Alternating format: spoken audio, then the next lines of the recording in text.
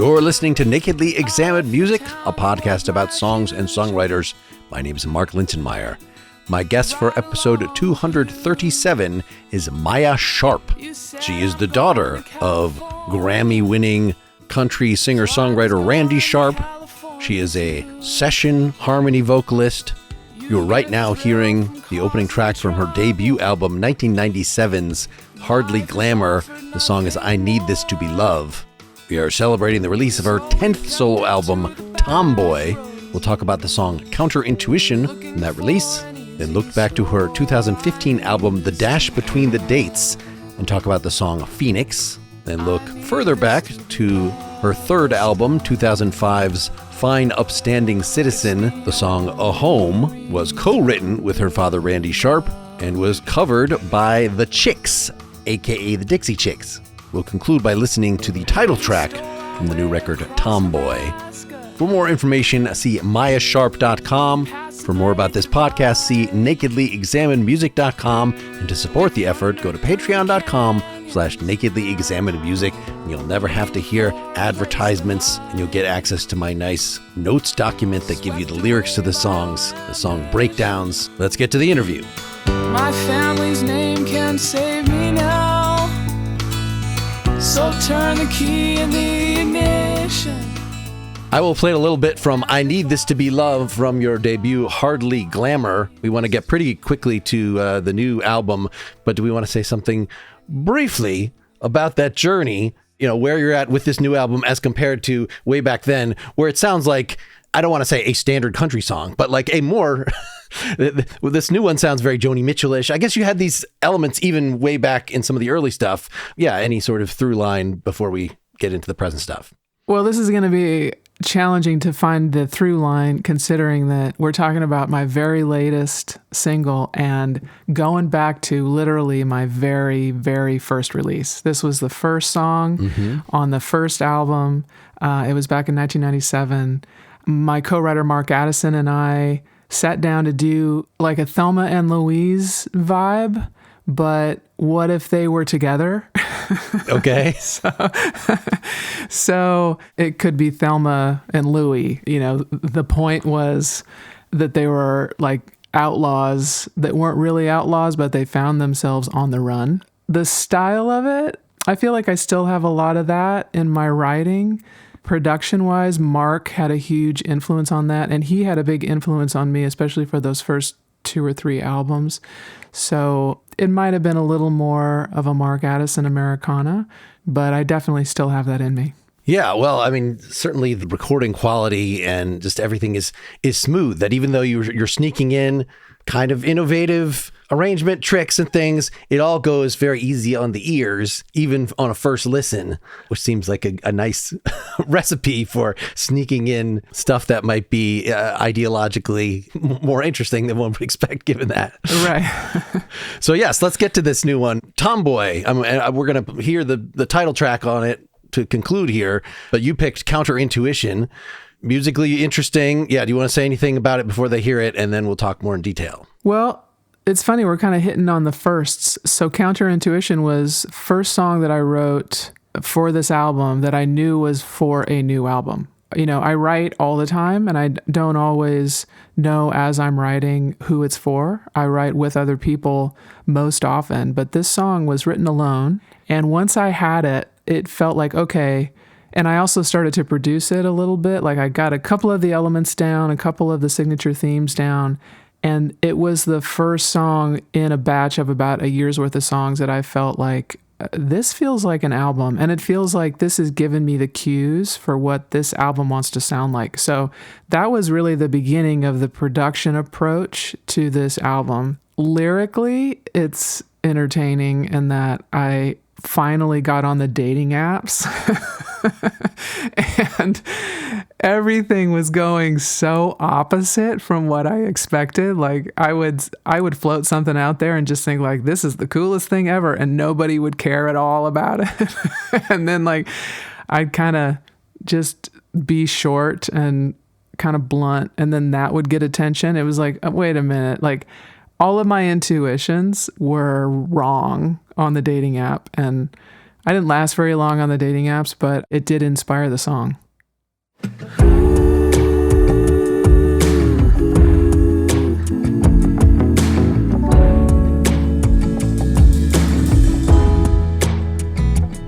I wanna name it, hold it tight, I wanna own it outright, like everything that comes and goes is my decision. You wake up and fly away, 'cause I'm yelling, please stay, might be time I get to know my counterintuition, my counterintuition. Not easy to believe in. Map the way and go another, want the one and take the other. The new leader of the mission, my counterintuition.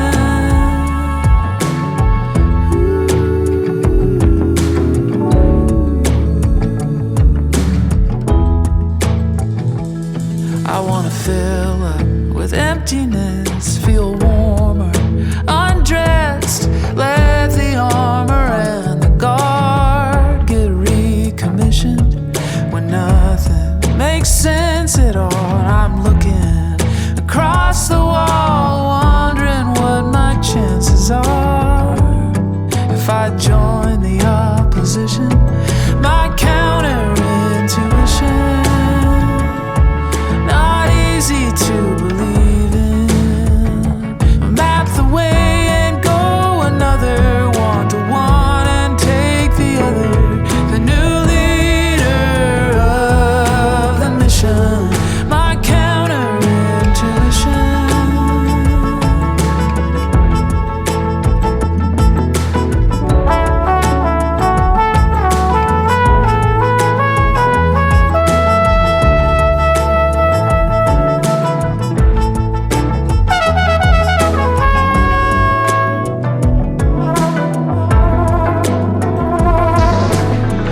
I'm not gonna yell and I'm not gonna tell you to care any more than the not at all you do now.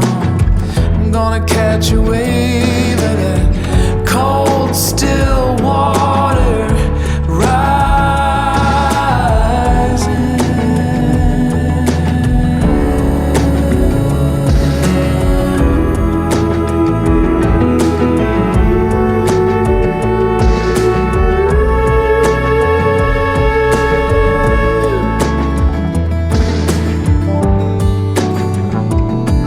My counterintuition, my counterintuition. It ain't easy to believe in, it ain't easy.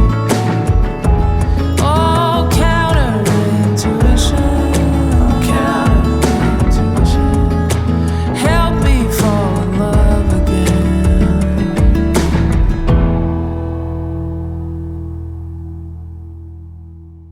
So, any thought about just this overall choice of ensemble? I had written spitty bass. That the guitars, there's a lot of chucks, and I assume it's played, the bass is played with a pick. There's a lot of sort of little treble parts to this to make it very textured. Any thought about that choice of ensemble? Well, this one really is a great example of how I approached each song on the album. I framed this out. I did probably 3 acoustic parts. I did a lot of like percussion just around me. Like I knew that I wanted accents here. I knew that I wanted it to sound like a thwap or a swish or whatever. And I would just kind of create that from whatever I had around. Actually, a friend of mine who sadly just moved out of town left a drum kit here for me to kind of babysit. So I got to kind of play with that a little bit. But also in the start of the production of this song, I kind of found the goal for what I wanted for the whole album, which was I want this thing to be more percussive and more rhythm forward than any of my other albums. Mm-hmm. But I don't want a drum set anywhere on it. It has to be all sounds that are helping you to drive forward, where you feel the motion, but it isn't just a drummer. It's something else. It's a percussion element. It's me hitting the face of the guitar. It's me like thumbing on the bass, but not really a note. It's just kind of a thump. So I got as far as I could with it. And then I sent out those tracks. And by that, I mean, I probably did a good 12 or 15 tracks here before I sent them out to percussion player and also got a bass player here. So that is Will Honecker on the bass. I think you're right. I think he is using a pick. It says Eric Jarkin on percussion. Eric did all the percussion in his room because he has like a loft full of things from all over the world. So there's no way that you're going to get the best of him if you have him like haul a car full of that stuff over to your house.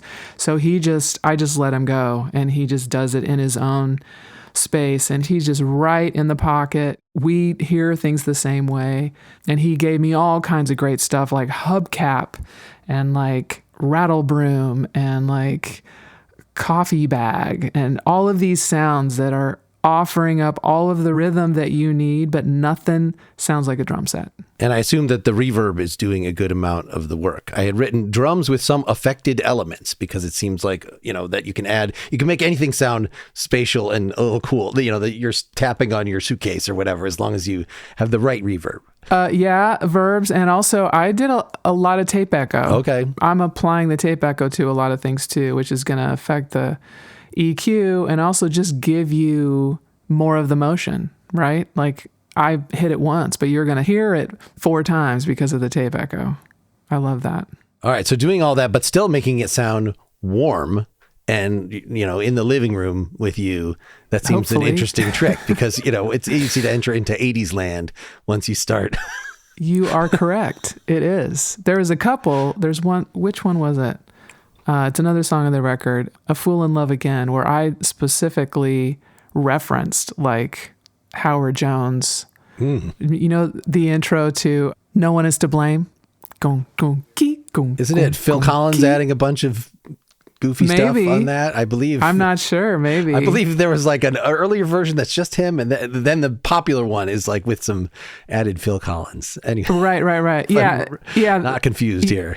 No, he made like 4 versions. Like as soon as that was a hit, he just kept on adding to it and releasing versions of it. But it's funny. I feel like if you go full frontal 80s, if you're just unapologetic 80s, it'll work. You can't go just a little bit. It's got to be like, I know what I'm doing here. It's full on Howard Jones. Well, that's not the overall impression that I got from here, especially because, I guess it was not terribly unusual in the 80s to hide thicker chords, right? The Counterintuition. Is that a major 7th that you're living on, or something thick? There's a 6. There are like 9s and 6s. This is the only song I've ever written where I tune the G string down to an F sharp, and that's how I could make that work. For that song, that's how that riff can work. So there's definitely, it's riddled with 6s and 9s, and yes, there's probably a major 7 right there on the landing. Yeah. And while we're talking about the arrangement stuff, so these fun flugelhorn and trumpet. Yes, and he thought about this section in particular.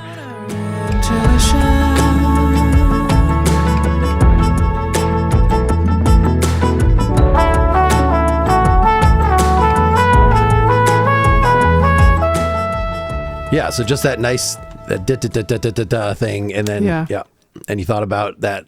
So I'd also done a lot of the foundation on my little OP1 field synthesizer. It's about the size of your forearm, and it can do anything you could possibly want it to do. Like maybe it won't mow your lawn or make you dinner, but that's about the only things that it won't do. I had already put in that like I think I have a Nord patch doing that also. That's more like it's just one of the samples on this. I have the Nord Electro 3. So I had the Nord doing it. I had something on the OP doing it. My first instrument is saxophone, so I do hear horns. I'm always kind of looking for a tasteful place to put horns. I never want to like overdo it, but horns are so underused. I mean, speaking of the 80s, that's the era that inspired me to pursue the saxophone. Like, saxophones were everywhere, horns were everywhere. So now if I have an opportunity to do that, I'm going to jump on that. And I hired a wonderful trumpet player who's also a photographer, artist, Rod Magaha. He came in and he flugeled it up. It was great. So now there's 3 elements that are doing that, but the flugel is in the foreground. Okay. And then we play a little bit after that.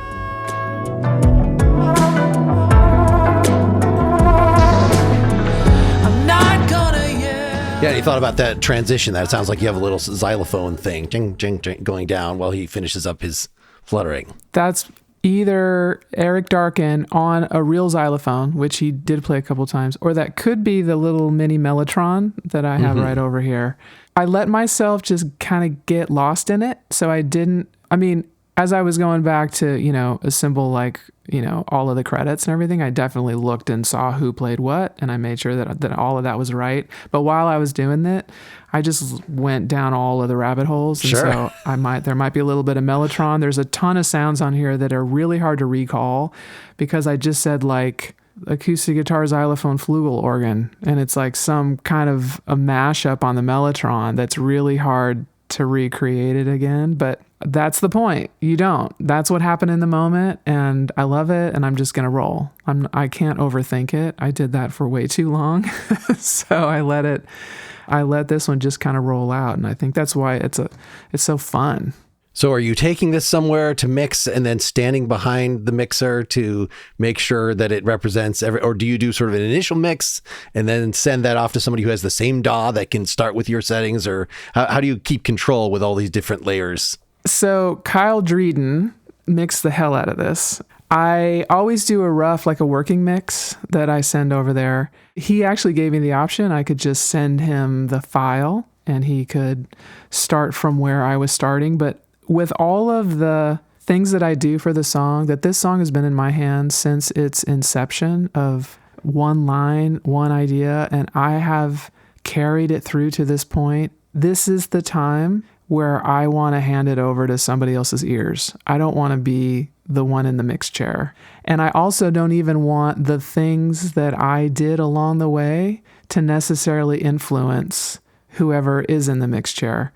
So I gave him raw, zeroed out files with no effects, except for the tape echo. If I really, really loved what was happening with that, if there was something like a delay or something, or like, this is a part of it, a part of the part, then I would include that in there. But he could hear the working mix. He could hear how I was hearing it. He heard where things were panned. He heard how forward the vocal is and, the relationship to the band and where that hi-hat sound goes. Probably wasn't really a hi-hat. So he knew all that. And then he got to color and paint and do the thing that he does all day long. He's a mix engineer all day long. That's his art. It's not mine. So that was really cool that I got to just be like, here we go. And he was excited. He's like, oh my God, usually I just start with somebody's file and I just kind of have to polish it up and clean it up and all that. And he just really got to paint. Yeah, so that was our plan. And it worked. I went over there a couple times. I didn't hover most of the time, but there were like 2 days where I was the hoverer, but only for like an hour. And just so, the comments could happen fast, like up a couple dB with that. That needs to be warmer, blah, da, da, da, da. And then like so much got accomplished in 1 hour. I'm not gonna yell and I'm not gonna tell you to care anymore than the not at all you do now. I'm gonna catch a wave. Yeah, and he just thought about the overall. I mean, this is a very lyrically, it's a pretty melody, let me put it that way. And then you get to this, okay, we're going to have some sort of increased energy with the bridge. Yeah, how's the bridge? What's your philosophy of bridges in general? And how does this one work? My fundamental philosophy is if a bridge isn't going to offer you something new, a new lyrical perspective, a next instrumental plateau, if you're not going to get something out of this, and it doesn't have to be a higher plateau, it can be like the bridge is where you get more inward and focused on something else, or maybe that's where like the tables turn in the story or whatever. If you don't get something new out of the bridge, there's no reason to have it. I think one of my pet peeves is a bridge that's just there because you thought that you had a template, you know? So I never like start a song or think after the second chorus, oh, what am I going to do for the bridge? It's like, what does this want next? You know, it could be anything. What is the thing that you've been storing up that you want to just say directly? The rest of it is all, you know, tussling with yourself, and here you're addressing somebody else and being a little mean. Yes. That line, to care any more than the not at all you do now. That is syntactically that felt challenging. So good to say, because I totally have somebody in mind. But yeah, so I used the bridge to bring someone else into it, because there wasn't a you up until that point. It was all like me thinking, maybe I better not trust my first instinct. And then the bridge just offered another perspective and hopefully another layer to the story. And then the very end is where you really get a surprise layer. I went round and round on that. Am I gonna say this? Is this corny? Is this like all of a sudden this character that you thought was really strong the whole time? Is this weakness or is this vulnerability? The help me fall in love again. Yeah, all of this is like, can my counterintuition get me to a place where I can fall in love again? And I ended up like really loving it. Like, it's vulnerability equals strength. I mean, that's what it feels like. Like, I'm just going to admit this. This is really what I want from my counterintuition. Let me play just the end of the bridge, because we actually get that you're saying rising and then it rises. So.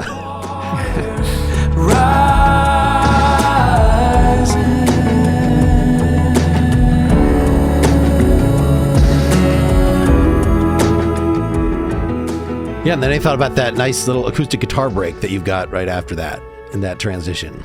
Yeah, I think that's a pair of high strung. I used a lot of high strung on this one when I needed that kind of shimmery fairies. Like you have a separate guitar that is tuned higher, or you're, what are you saying?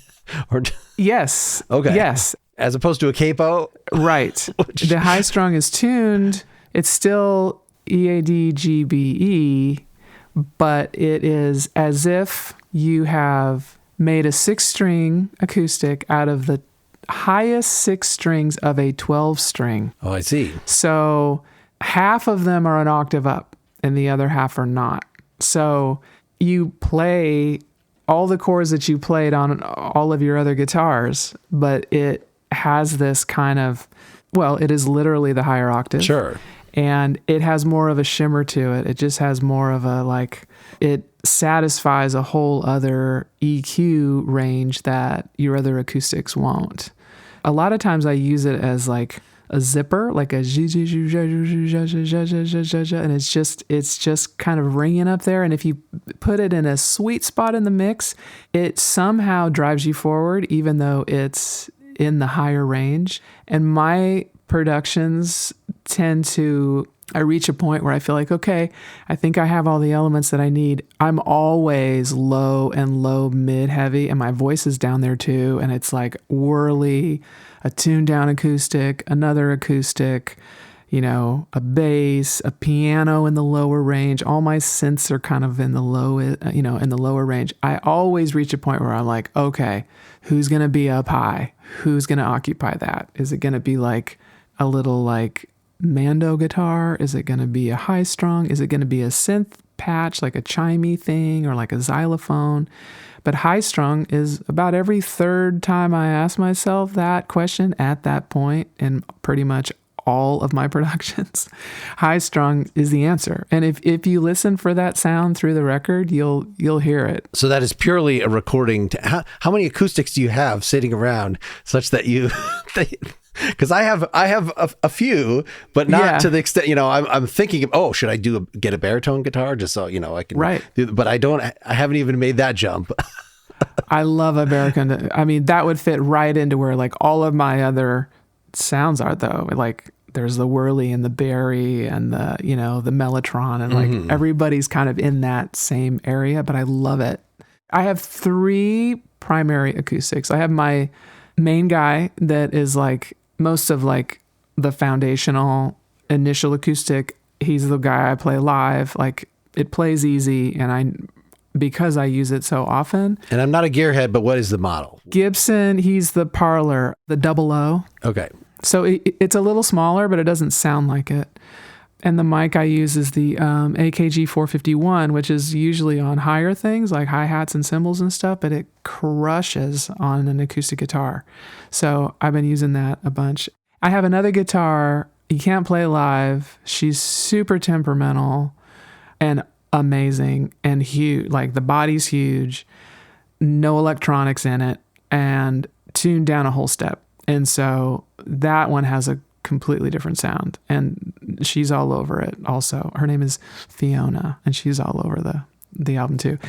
But then when you need the high stuff, like you get a Fiona down and you get a primary down, I don't even have a name for him, and then there's room up there and high strung.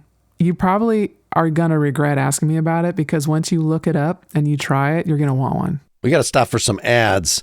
I chose Function because it's the only health platform that gives you access to the kind of data most people never see and insights to actually take action.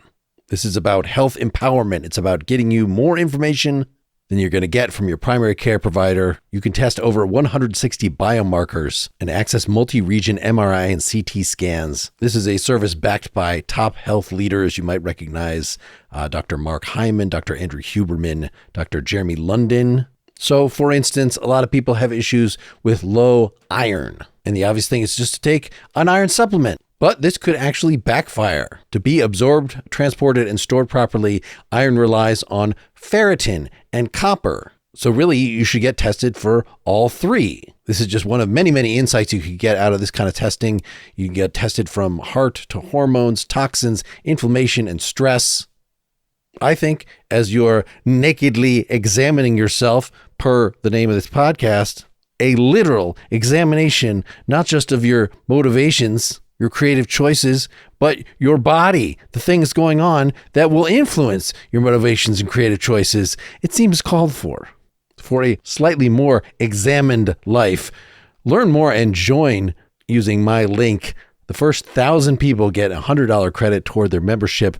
Visit functionhealth.com/nakedly or use gift code nakedly100 at sign up to own your health. Let's get the second song out there. I've spent a lot of time in the first one here. Phoenix, from the dash between the dates 2015. You want to say a little where you're at here a decade ago. We've got some similar elements. We're going to hear some little, I don't know if it's electronica, but like affected percussion that starts us off. A similar, interesting, not just your standard, I'm going to put an acoustic down and invite people to just do some layers here. Say a little about this before we hear it. The thing that I remember most about this song is where I was in my life when I wrote this song. I was in a publishing deal that I was locked into. The guy at the company who signed me, who's awesome, had left in the middle of my term, and I was in the closest to a writer's block that I think I've ever been in, but it was worse than a writer's block. I called it a writer's shrug because I stopped really caring about it. Like I just got angry, and I tried to tell myself that it didn't matter and I didn't really care and and then that brought up all these things like, man, I thought that this love of songwriting was just endless and would always, always be there. So I realized that I had taken that for granted. Like, no, maybe it's not always there. You have to pay attention to it. So it was just a dark place. And the only way I got out of it was to write, just to make myself write. I did not feel like writing at all, but I had to write myself out of that hole. The first few things that I wrote from that place were officially terrible. I was like, they will never see the light of day. That sucks. They will never see the light of day. I've already probably soaked them in water and then thrown and ripped them up and like, nobody can ever see this. I was just off, but I kept on going and I kept on writing, even though like, it's not for a publisher. It's not like anybody's waiting for this. I don't know if I'm making another album. I don't know what's going on, but I have to write. Writing is where it all started. That's my first love with all of this stuff. It's the writing. So I just kept on going, and then little glimmers of this song started to show up. And it's kind of a song onomatopoeia. Like, it kind of is about what was going on. I needed the phoenix. I needed to come back from what felt like ashes, you know? So once I hooked onto that idea and it kind of used it as a therapy tool as well, once I finished that song, I knew I had more in me. I was kind of out of that kind of angry place. I was out of that place of needing response and kind of judging my own self-worth based on who was giving me praise or not, or paying attention to me or not. Like, I had to like just leave all of that. I couldn't let that define me in any way. And this song really helped with that. And once I got through it, I could keep on writing. And then it was exciting. And then there was enough for an album again. So it's funny that we're talking about these songs that were the first of those albums. But Phoenix is what got me back on a track to make that album.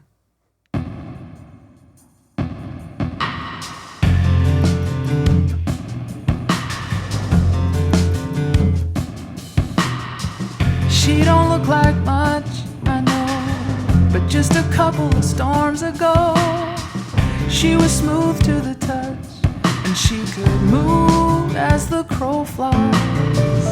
It's a resurrection day. Leave me now and you'll never know, but if you stick around you can say that you've seen a phoenix rise. Nobody thought she'd wake up, shake off the ashes, fly high and make a fool of the dust to dust. If she could come all the way back in a fiery flash from as gone as she was, well, there's hope for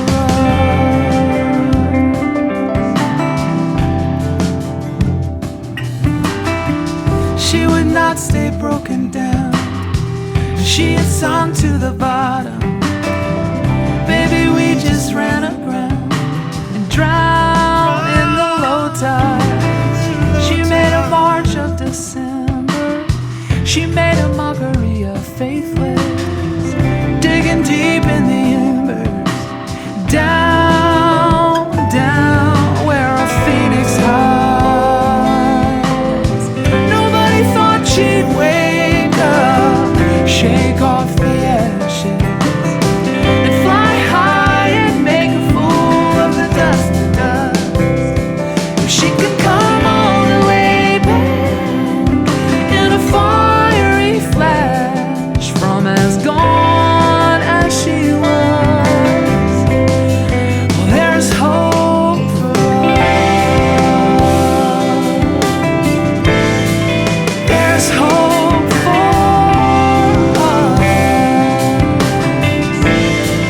There's hope for us.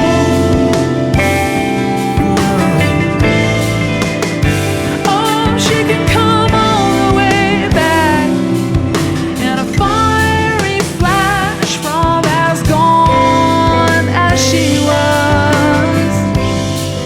There's hope for us.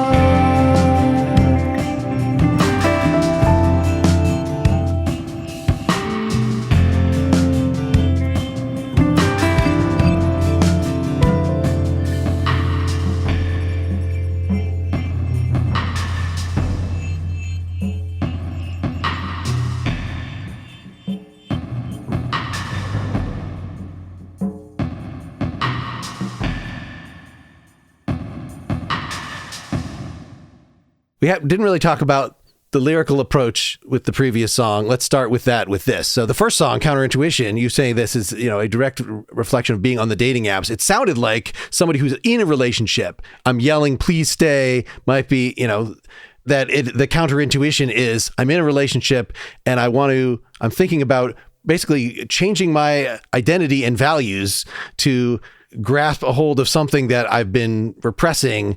But no, actually you're already out of the relationship by the time this song comes along. And likewise with the Phoenix, it doesn't sound like somebody who is having trouble with songwriting. It sounds like somebody who is again, sort of in a bad relationship, down something. So I guess that just says that your approach to lyrics is, even though they're very vivid, that it's still a little indeterminate, which is, yes. How specific are you trying to be in telling a story with your tunes in general?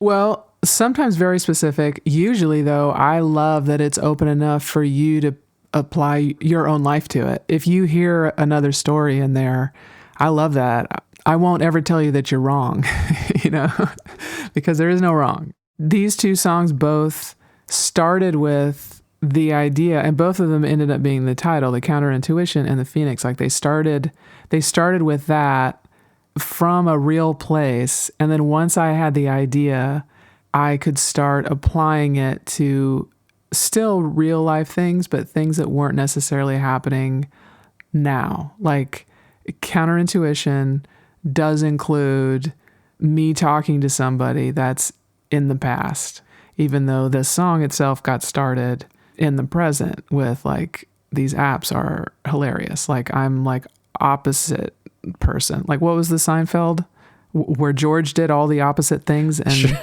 Right? Like I felt like I might have to try that, because it was like, as soon as, if I was completely me and I was just like informal and as if we're just having a conversation, it's like, mwah, mwah, and just never happened. But it did happen when I was kind of opposite George, which was weird. Yeah. And Phoenix, once I got started on that, it had to expand past, wow, I got to write myself out of this hole. I didn't want to write about writing. So I wanted to write about that journey of pulling yourself out of the ashes, like, no, it isn't over. And here's why, or here's how maybe, or here's some proof of past times where it wasn't over, where you thought it was.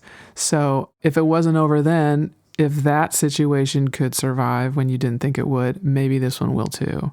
So it didn't stay in the immediate moment of what initially inspired it. But that's one of my favorite things to do, is to explore an idea, like after it set sail, like where can I go with this, and how many like little layers of feelings and stories of my own life. And I've been on the planet a little longer now than in that, first song.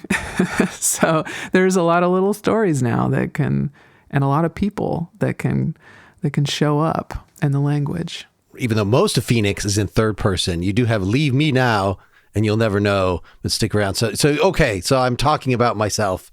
But even though the rest of, what is this? Talking about yourself mostly in third person, but not always. And then actually you go back at the end, like, well, if she can do it, there's hope for us. So you sort of bring in first person, but now it's you as, aligning with the audience, beholding the example of yourself, I guess. Yeah. I mean, it's like, and the us is like me and the writing, we've always been a pair. Like we've already been through thick and thin, and like, we're all that we need. And then all of a sudden there's a falling out. And you personified the writing then as this male background vocal who answers you for us. Oh, it's funny. I didn't think about Arnold as an answer. Okay. So that you had left the narrative land. You were just working on the coloring of the arrangement at that point. Yeah. And I had a chance to use him. Oh my God. I met Arnold McCuller singing on a Bonnie Raitt album, and we were her background vocalists. And he is, oh my God. I mean, you've heard him sing with James Taylor. He sang a lot with Bonnie Raitt. God, there's a bunch of others. Jackson Brown. You've heard his voice. And yet you got this gig to be a background vocalist with him. Isn't that? I know. It was amazing. Do you do a lot of those background vocalist gigs? Or this was occasionally. Yeah. I've had the opportunity to sing on 2 of her albums. And no, 3, because the one that I was on, Souls Alike, in 2005, she had me sing on that too. And she had me play a little saxophone on that. It's amazing. But then he was a pal, and then I just asked him to come and sing on a couple songs. And it's like, that's the guy from all the James Taylor records and all the Bonnie records. And so, yeah, I put him, it's funny, I didn't even think of it as like a call and response. Mm-hmm. I was just like, Arnold McCuller. That's all I'm thinking. So were you kind of dictating very carefully what he should do, or were you letting him like that call and response thing that he does he just do that? I know this was a while ago.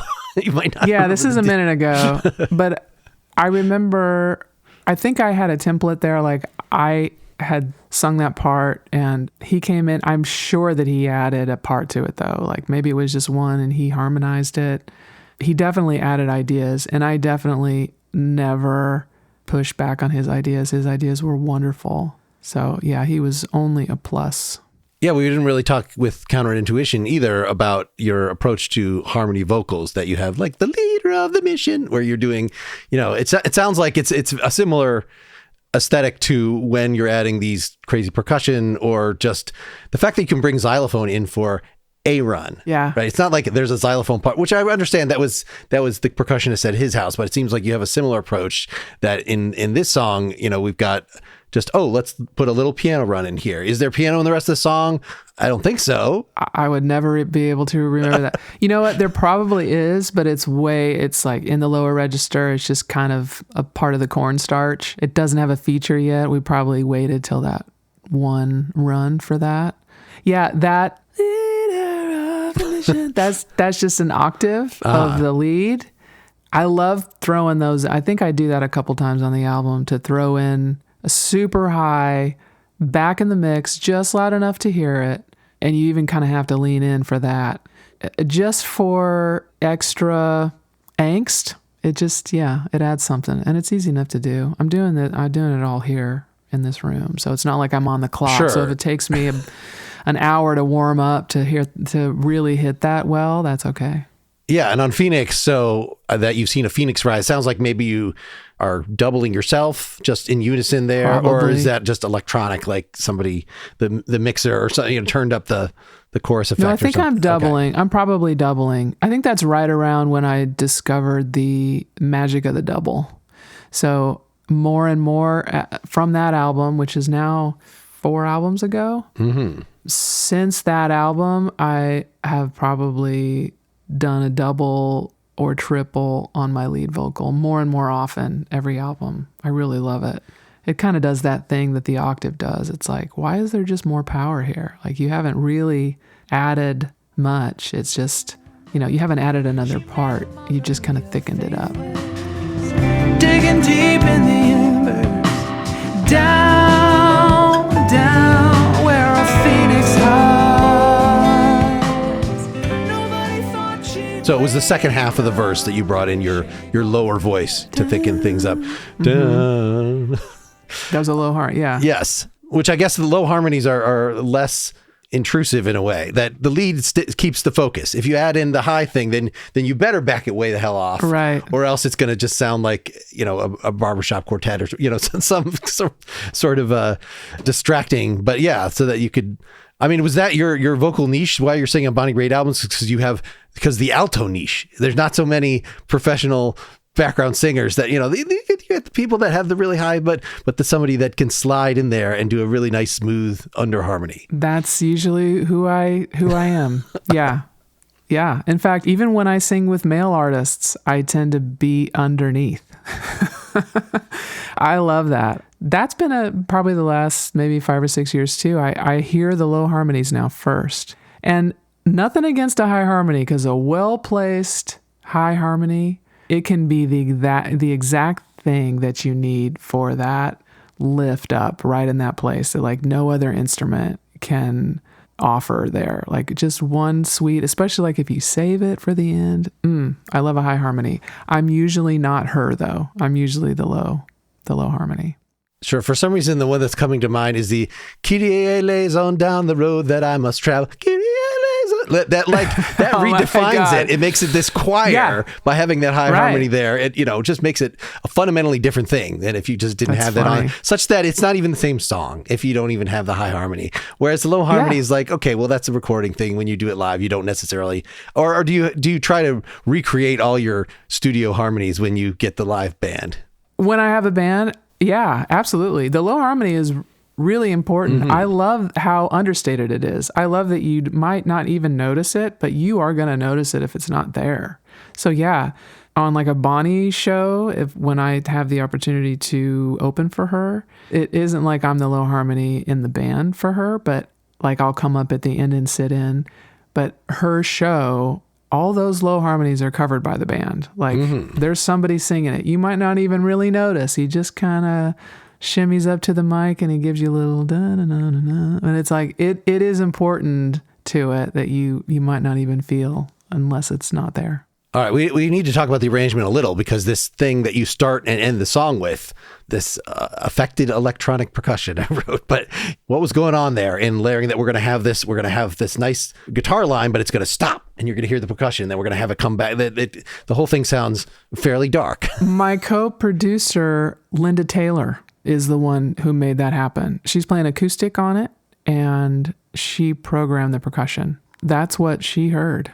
Yeah, I got to give her all the credit for that one. Yeah, well, I noticed the credits that you sent me when you sent me the lyrics to this were Linda plays drum programming, bass, guitars, and keyboards, and you play vocal. So was it really that you didn't even play the main guitar on this? Was there a demo that you had, Yes. you did the thing and then she just muted that out? Or how do you remember at this stage what the relationship between your demoing and the actual recording? Sometimes when I would do like what I think is going to be just a guide track, sometimes everybody falls in love with the guide and that ends up on the album, right? Mm-hmm. This song in particular, though, I had made a guitar vocal. I could have even just made a piano vocal and played it for her, and she framed it out at her studio. And so we started with her acoustic, her percussion.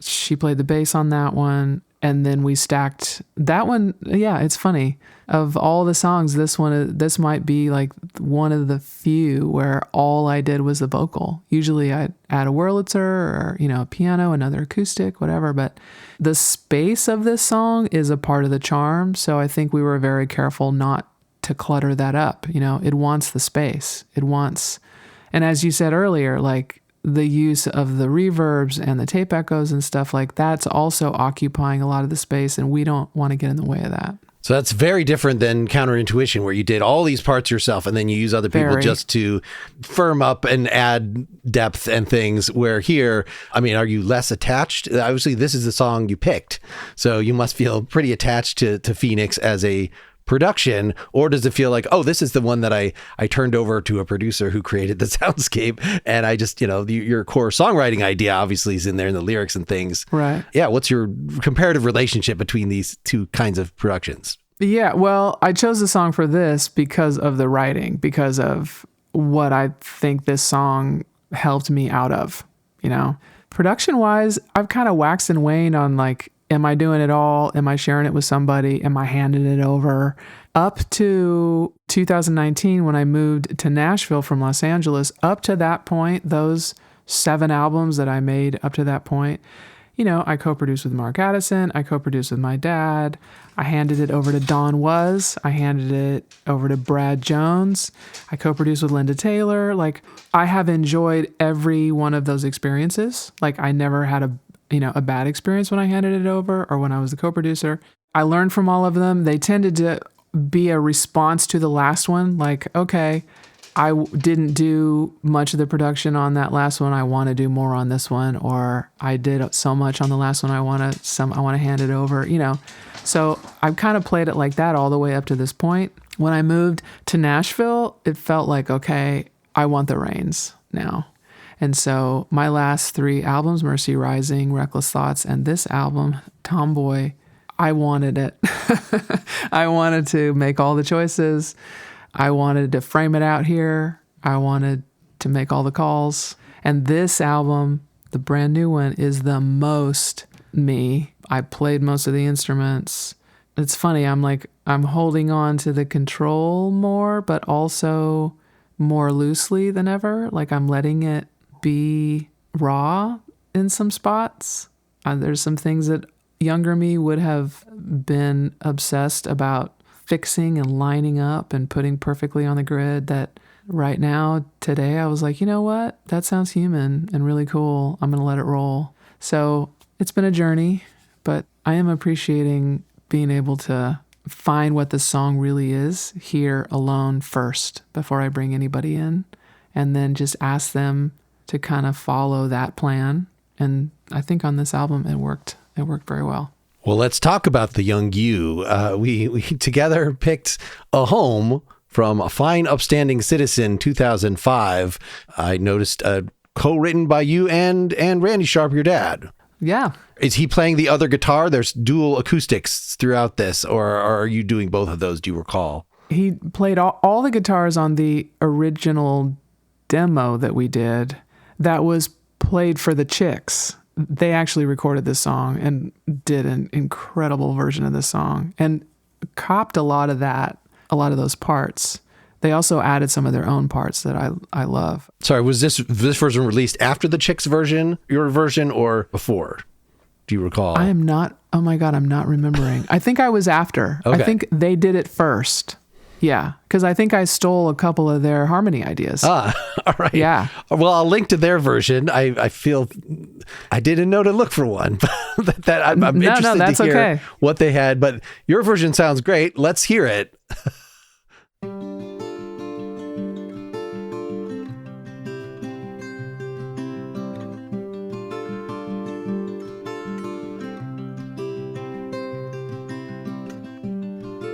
I mistook the warnings for wisdom from so-called friends quick to advise, though your touch was telling me otherwise.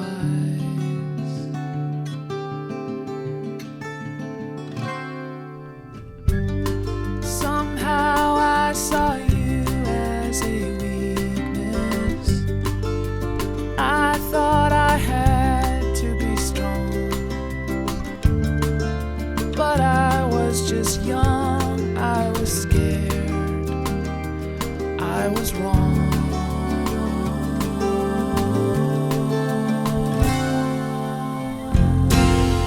Not a night goes by, I don't dream, I'm wandering through the hole that might have been. I listened to my pride when my heart cried out for you. Now every day I wake again in a house that might have been our home.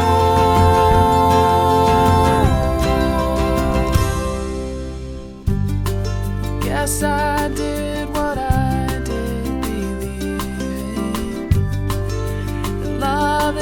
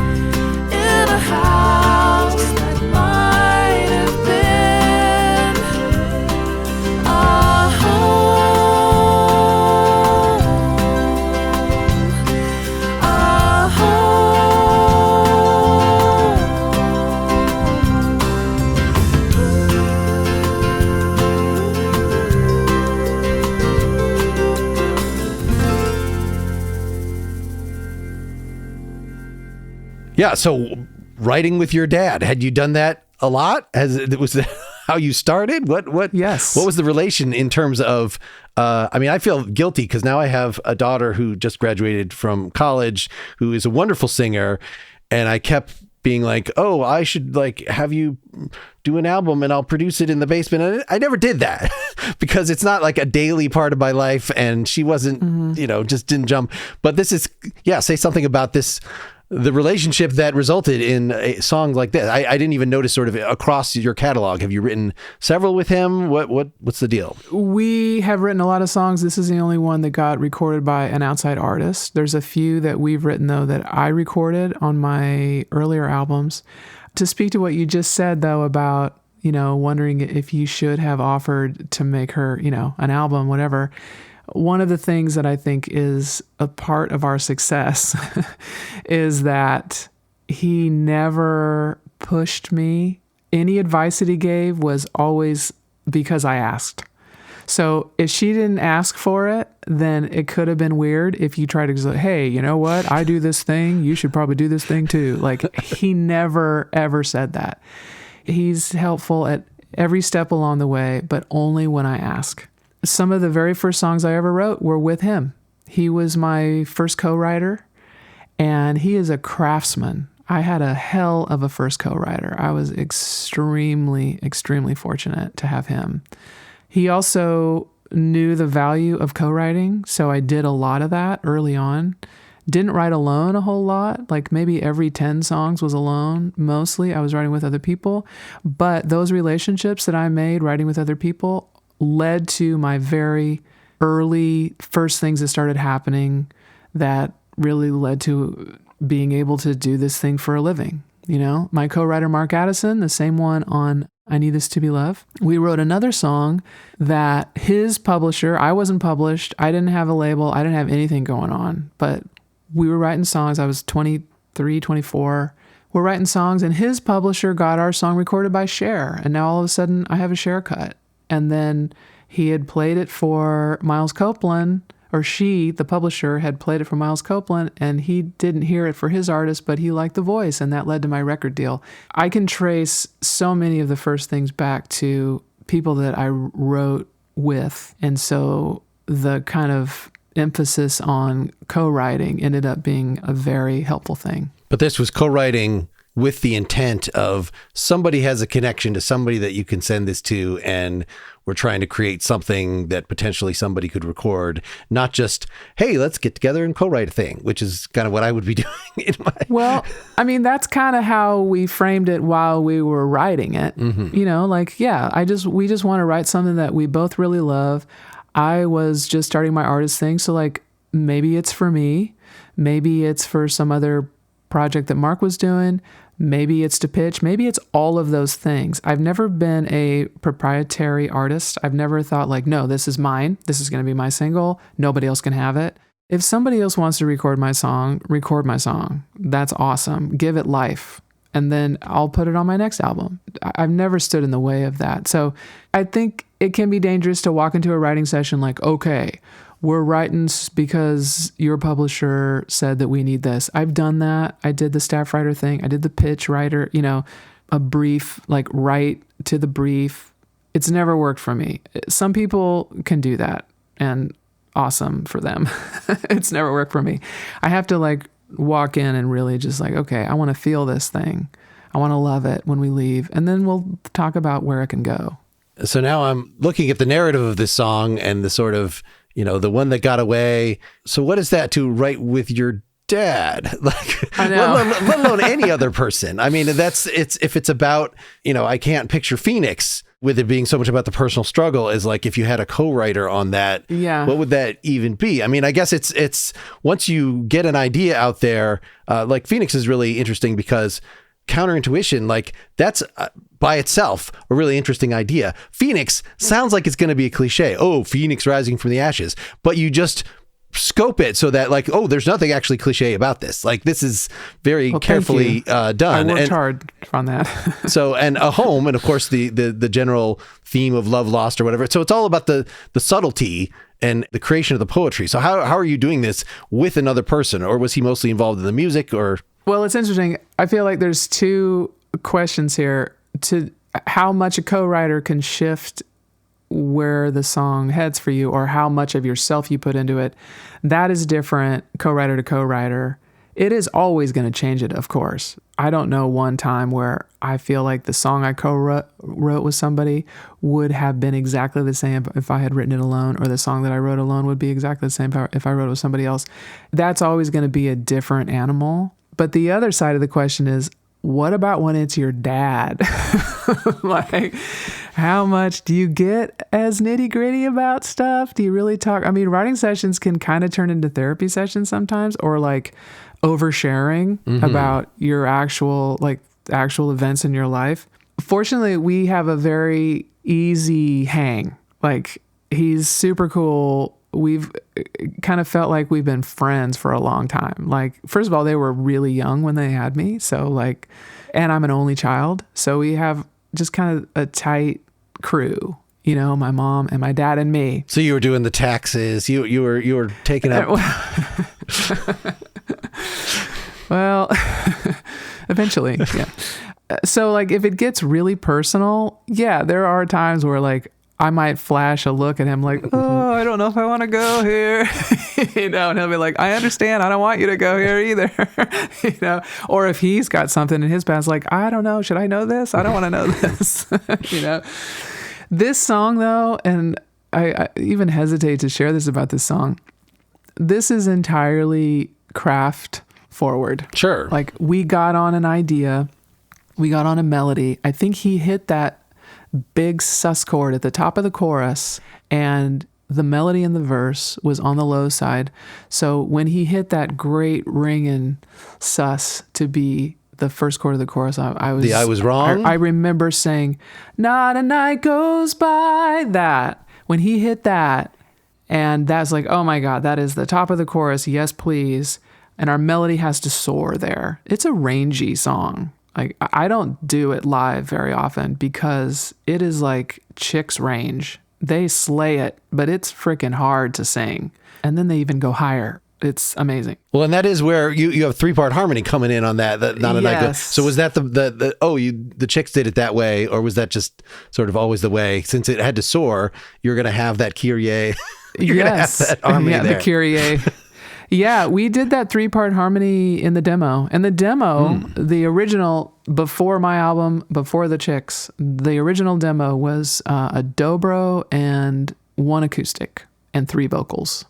And that's what they heard. And we didn't know that they were making an acoustic album, but fortunately for us, they were. So when they heard that song with all the harmony, they just really liked it, and they did the hell out of it. But it was melody, chord, story craft forward. This one wasn't, which was fortunate for our situation.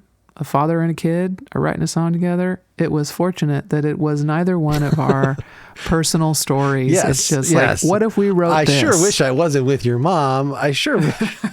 Yeah, no. Every day I think about, no.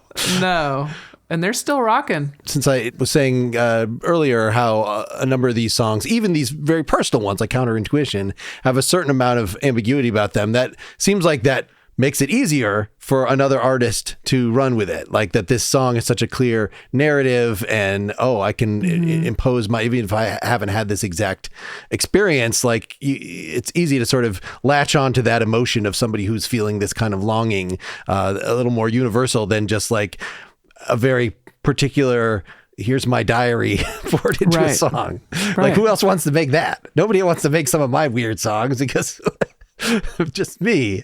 Okay, so first of all, that's a part of kind of what I'm shooting for. Like, I like when it's a little broad, and so you can put your own story into it. I love that.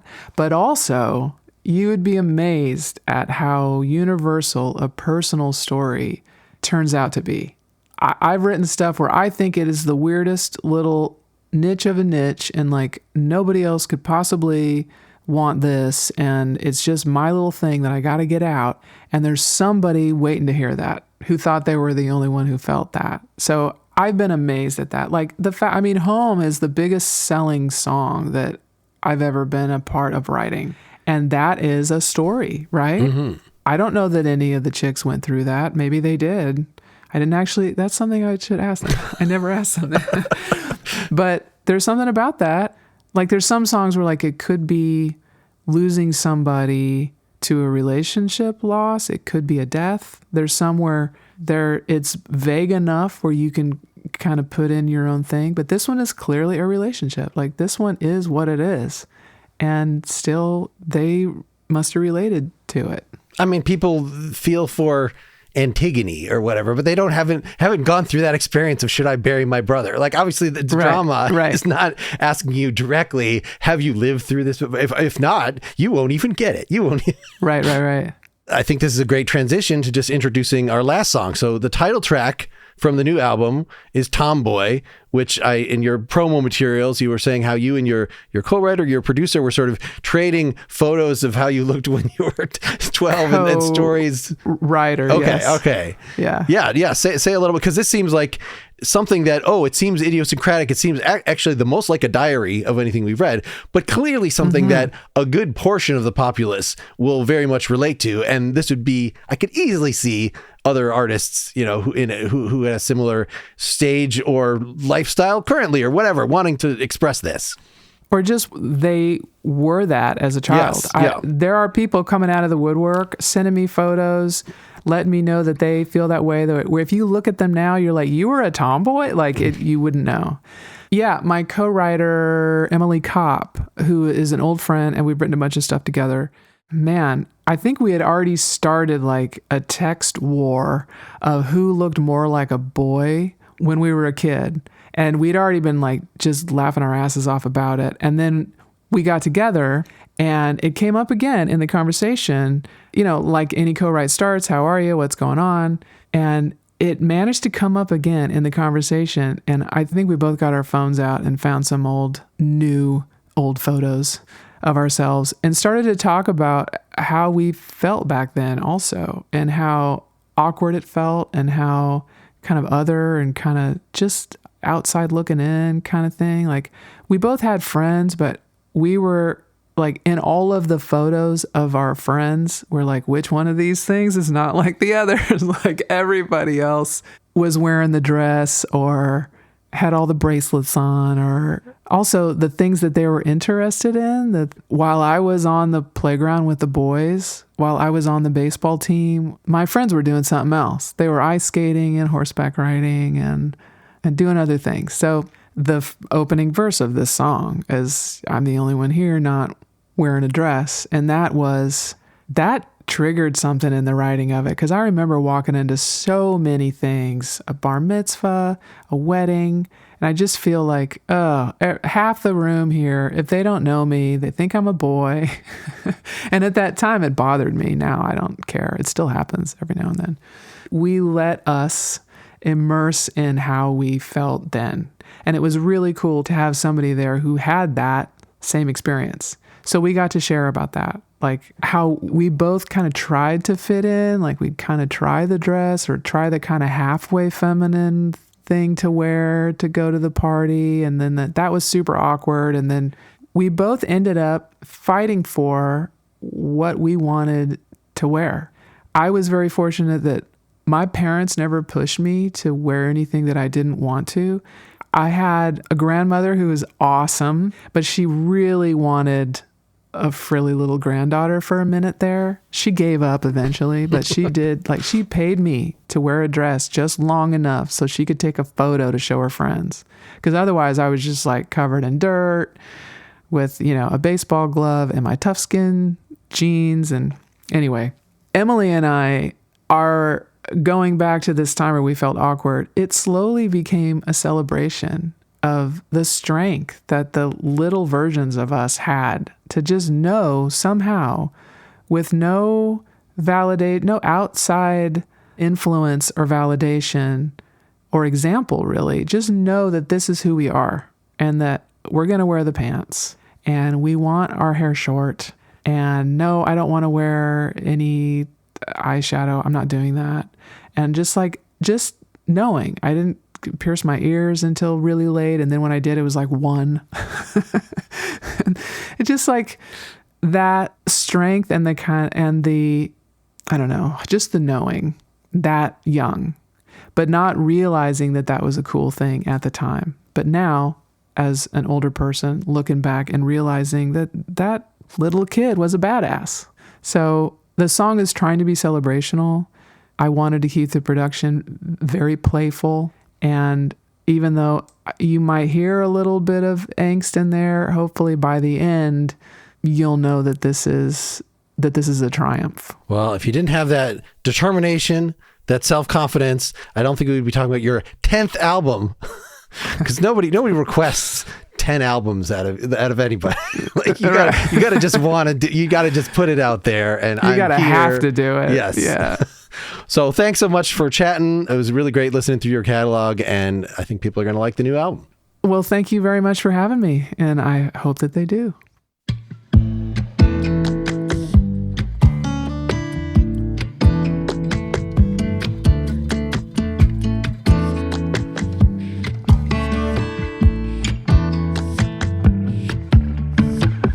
I'm the only girl here not wearing a dress. They're all Audrey and Grace. I'm doing my best. People I know, they glide through the party. People I don't, they're staring at me. Whispers carry, they're trying to guess. A neighbor told my mother once, what a nice young man. I was mowing the meridian in my t-shirt tan. And just like that, my streak is broken. Days with no embarrassing moments. Grown up whispers nobody understands. Tomboy, not really this or that, somewhere in the middle of it. Tomboy, is it still just a phase when she stays a tomboy?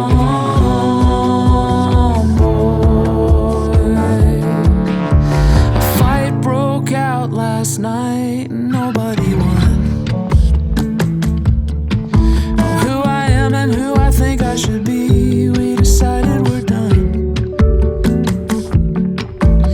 I don't want a war with my body. The roles and the rules put too much on me. Whispers to myself, they carry the most.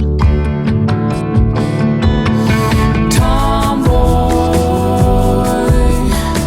not really this or that, somewhere in the middle of it. Tomboy, is it still just a phase when she stays a tomboy?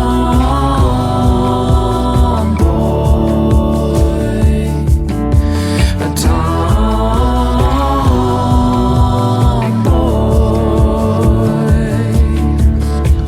If I tried to look like Grace and Audrey, well, no one would know me. I wouldn't know me. Who would that be anyway?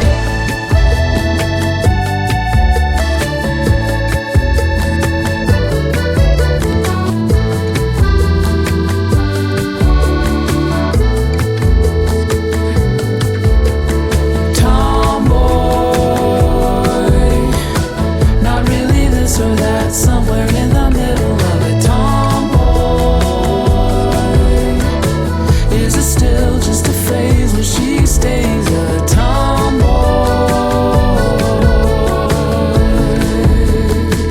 When she stays a tomboy.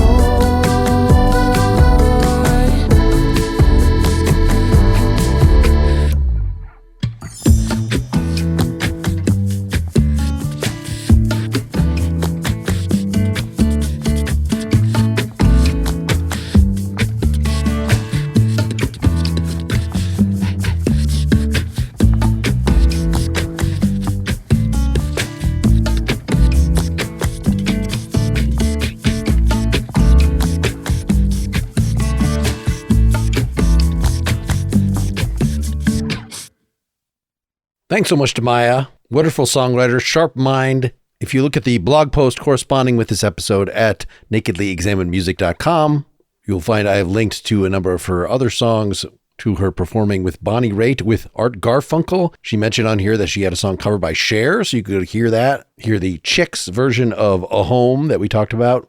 And in general, to learn more, go to maiasharp.com. I hope you're subscribed to this podcast, either through the public Nakedly Examined Music feed, or to the ad-free feed through patreon.com/nakedlyexaminedmusic. If you enjoy this show, please go leave a nice rating or review. And why not just send the link to this episode to a friend who would enjoy Maia's music? Summer is coming to an end. If you hadn't heard, I am teaching a new online philosophy class on political philosophy that is starting very soon, but there's still room for other students. You can check it out at partiallyexaminedlife.com/class, or I just wrote a Substack about it. Go to marklinsenmeyer.substack.com if you want to get an ongoing, very occasional account of my various activities. I had someone else ask about my new album.